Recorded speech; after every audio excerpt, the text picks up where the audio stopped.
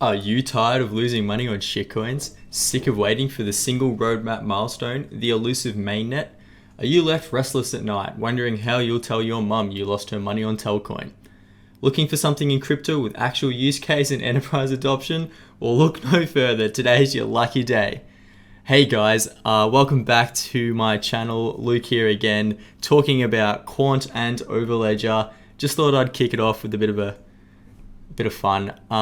But in all seriousness, today I wanted to talk about why I think the cryptocurrency space is sleeping on Quant. And I'm trying to keep it nice and short. I always say that, but I know I'm probably going to go on a ramble. But this video, I'm going to really keep it nice and simple and break down some key points as why I think people are ignoring it. Now, first of all, if you don't know what Quant is or Overledger, they've built an operating system. In a nutshell, that means that enterprises and developers can use any DLT or blockchain that is connected seamlessly integrated at once. So in this graphic here, you can see you can have a map running on 4 different blockchains, all using each blockchain at the same time for a specific function. If you want to use Ripple for payments, you can. You want to use Ethereum for smart contracts, you can. You want to use Bitcoin for immutability, then you can. That is the benefit of Overledger. It also has built-in oracles. You can connect to your legacy systems. It's easy. It removes vendor lock-in. What do I mean by that? Enterprises don't want to have to test out your brand new blockchain with a locked-in environment. They don't have to fork code. They want to be able to sandbox. Overledger allows this. You build a map, you can push your application onto any blockchain.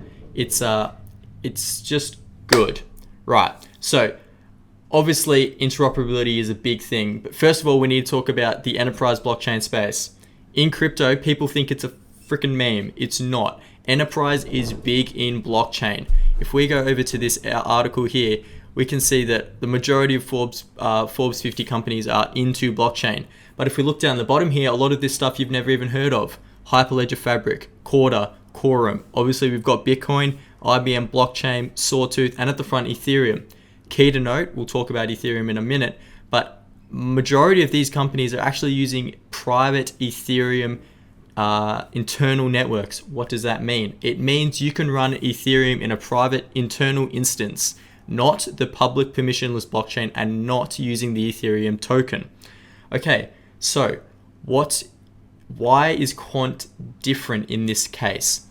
If you go to CoinMarketCap and you give it a scroll, hang on, let's do it. None of these things here, all of them are, either niche projects or their own permissionless blockchain. None of these guys are really capturing any, and I mean any, enterprise volume. Obviously, maybe the big boys like Bitcoin and Ethereum and Ripple and things like that.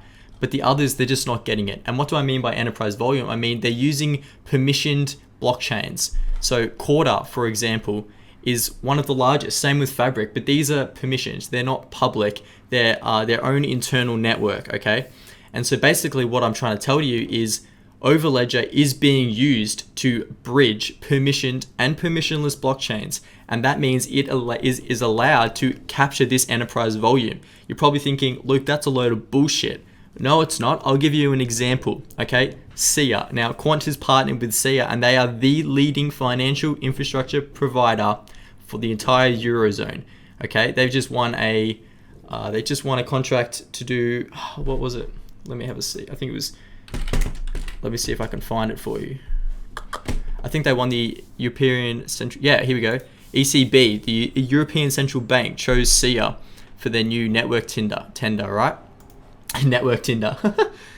Anyway, what we were talking about. Okay, so these permission blockchains are being used, and they're being used on a large scale. So we can see SIA here and ABI Lab. This is blockchain in Europe, and how many, I assume this is how many institutions of stuff are with in that ecosystem. You can see SIA and ABI Lab, Spunter, Project Spunter. We'll talk about that maybe another time. They have over 200 institutions alone just in that thing. So banks are using this technology. CNET is built up of Corda, Fabric, and Ethereum. It's an internal Ethereum private. You can see here, right? It's its own network. The important thing here is these networks can't communicate. A Hyperledger Fabric instance can't actually talk to another Hyperledger Fabric instance, let alone Fabric between Quarter or Quarter between Ethereum. This is why Overledger is needed, and this is why FIAT, the leading financial infrastructure provider for the Eurozone, has partnered with Quant for this specific reason. Okay, so now we've talked about the fact that enterprise are big in blockchain, but they're mainly using permissioned blockchains, and the majority of the cryptocurrency space is missing out on this volume, except one, and that is Quant. Okay, so now let's move on to the token. All right, and now I hear a lot of people talk about it's an ERC20 token when mainnet. They're just delusional, okay? The QNT token is a utility token, and it is the entire lifeblood of Overledger, their operating system. You cannot use Overledger without having the token as a license. It is used for consumption fees. It is used as collateral for the gateways. It is the lifeblood of the network, okay? And now let me talk about why QNT is better at capturing their value. Let's use Ethereum or Komodo as an example. They are worth billions, absolute billions. But if you think about the demand for the token, it's just gas fees, right? There's no lockups except for ICOs, and that's why Ethereum pumps so hard. There's no lockups for the Ethereum token when you pay a gas fee, right? And what are you paying? You're paying a miner, right? So we've got inflation and things like that. The value of enterprises, even if they are using the permissionless blockchain, isn't being captured by Ethereum as best as it could be. Now, how has QNT solved this? It's got a long and slow token velocity, right? So when a license is bought for Overledger, these tokens are locked up in smart contracts for the entire period. This includes enterprises, okay? And now you're probably thinking, Luke, why is an enterprise going to go on Bittrex or IDEX and buy QNT tokens? They're not. The team has developed the treasury function, which automatically fulfills their licensings with tokens by buying on market, okay? That's how it works. So now that we've talked about the token, let's also talk about some other metrics. QNT is very scarce. It's actually only got 14 million QNT, or the majority of it is in circulating already, with the remaining 2.6 is actually unlocked. It's just held by the team, right? So we've talked about the fact that QNT is directly correlated to the success of Overledger, okay? And now with FIAT, these guys are connected over to 500 banks and institutions using Overledger. I mean, that demand is actually captured by the token. And that's pretty rare in the space. And that's why I'm so goddamn bullish on Quant, is because their product is needed by not only crypto projects, we'll get to that later, but large institutions. We're not just talking, your local dairy farmer. No, we're talking some of the biggest institutions on the world, and they are using it. And why? Because the token, they're using it because they need it. There's a problem and Overledger solves it. You just need to Google search enterprise blockchain interoperability, and there's a gazillion different articles about it and how none of the solutions are working, right? Overledger is seamless. It provides this solution for them. And better yet, all this demand is captured in the token. Let alone the fact that when the network expands, we've got gateways going that need QNT collateral locked up as well. It's just going to be a boom, boom, boom. God, I'm getting excited today. All right, moving on. So you're probably wondering, is FIAT the only thing adopting Quant? No, Quant has some incredible partnerships, some strong ties with Oracle, some strong ties in Hyperledger, some strong ties in the Accord project, which Chainlink is also a part of. Obviously, Gilbert, the CEO, who's worked at the Bank of England, he's on the European Commission. He consults with the FCA, the Financial Conduct Authority for the UK, alongside Rockefellers, right? Quant is making the correct moves in this space, and they're already getting adopted. This isn't some pipe dream where we're building out our mainnet, and then when we get mainnet, we can start pushing it.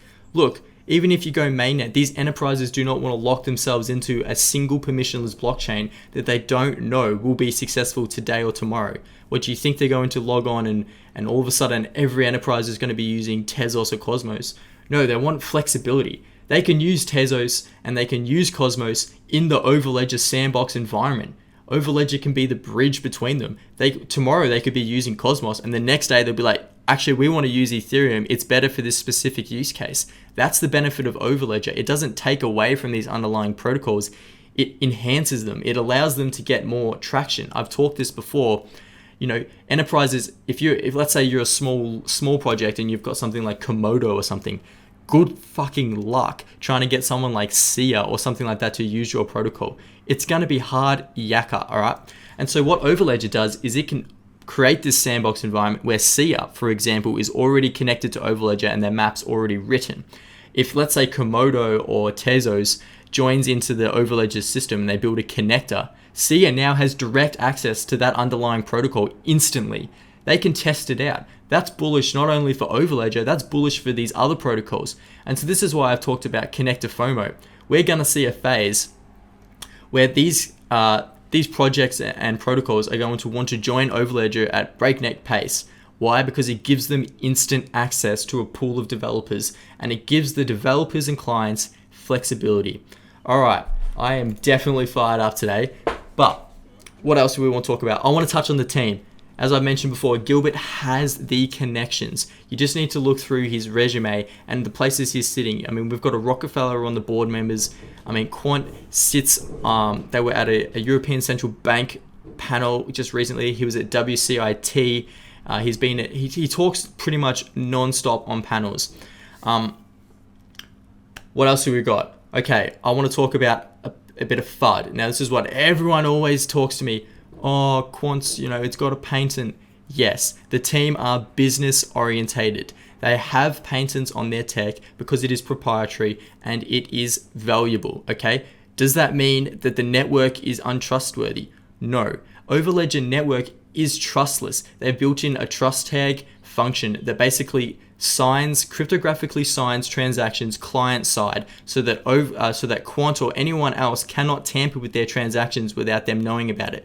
This means that when transactions go in Overledger and come out, you can cryptographically prove that they are trustless and untampered with. Okay, and now the next point people will talk about is, but where are the gateways run? Where does Quant run their servers? Well, currently, enterprise can run their own gateways because obviously they'll need to be connecting to their internal permission networks. But also, if they want to reach out, Quant has their own split across different cloud servers. But more importantly, the team have moved to something that is very exciting for me, and it's called Overledger Network. So this means that they'll distribute the BPI gateways across the globe so that us as the community can run them and get rewarded for it. What does this do? It now distributes the network, which means there's no single point of attack for gateways into permissionless, right? So I think I've covered pretty much everything. If you are someone in the crypto space who just wants to see some real adoption it's a tough one because there is real adoption in some out there. People will tell me things like VeChain and stuff like that. I mean, even Ethereum, they're getting some good developed adoption. But does the token capture the value the way it should? Okay? And if it doesn't, you need to look elsewhere as an investment. It's just a fact. Okay? Q&T captures the network value not only through revenue and licensing, but also in this image here, you can see it's used for gateway connections and treaty contracts, and collateral for gateways. It's actually unbelievable to me how people don't see the global use case for Overledger. I mean, even CBDCs, Gilbert's talked about connecting CBDCs. And if you don't know what that are, that's central bank digital currencies. I mean, these guys need to be able to interoperable. You've got things like JP Morgan coin and Wells Fargo coin. They're on two different networks. How are they going to swap? I mean, these are just the things that everyone seems to be just sleeping on this. I mean, there is no way that an enterprise, as I mentioned before, is going to lock themselves in without some flexibility and without some, future-proofing. I mean, Overledger is the embodiment of future-proofing. I mean, tomorrow or in 10 years, you couldn't tell me what the number one protocol is going to be. Maybe it's Ethereum, maybe it's Cardano, maybe it's something completely new. You don't want to have to rewrite all of your systems and smart contracts again. Overledger allows you to be future-proofed and allows you the flexibility to move, as we said here, to move your maps onto different chains at the same time, depending on the use case. God damn it, I am bullish on Quant. If you have any more questions, please drop them in the thing. Check out my channel. Thank you, guys. Join the Telegram. I'll drop these links in the description. There's a great community out there that are willing to chat with you guys. Have a great day. See you later.